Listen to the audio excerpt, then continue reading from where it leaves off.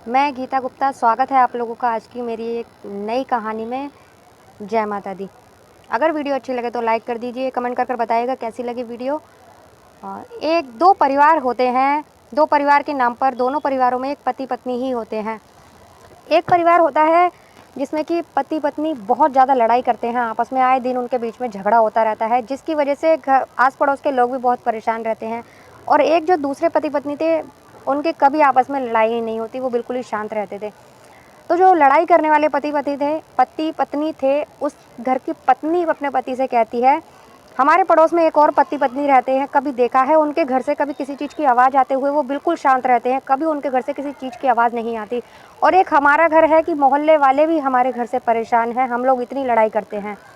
तो वो अपने पति से कहती है, तुम जाकर पता लगाओ कि उनके घर में इतनी शांति कैसे है, उनके घर से आवाज़ क्यों नहीं आती। ऐसा तो नहीं है कि किसी भी घर में लड़ाई की आवाज़ ना आए, सबके घर में से आती है, लेकिन वो एक घर ऐसा क्यों है जिसमें से लड़ाई की आवाज़ नहीं आती है कभी भी।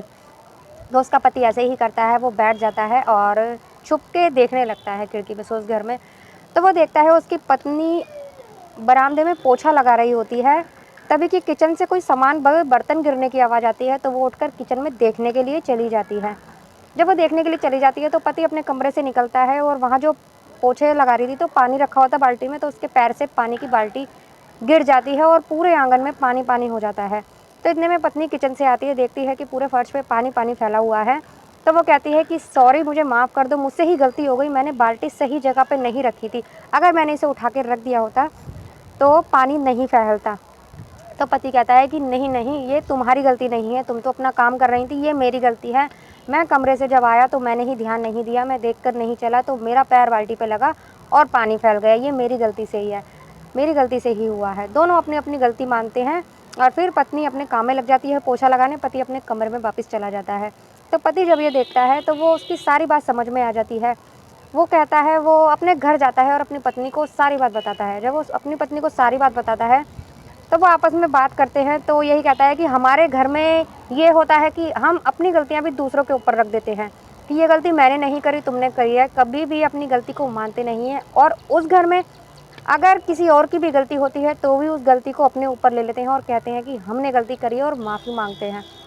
यही बहुत बड़ा फ़र्क है कि हमारे घर में अक्सर लड़ाइयाँ होती रहती हैं और उस घर में हमेशा शांति रहती है।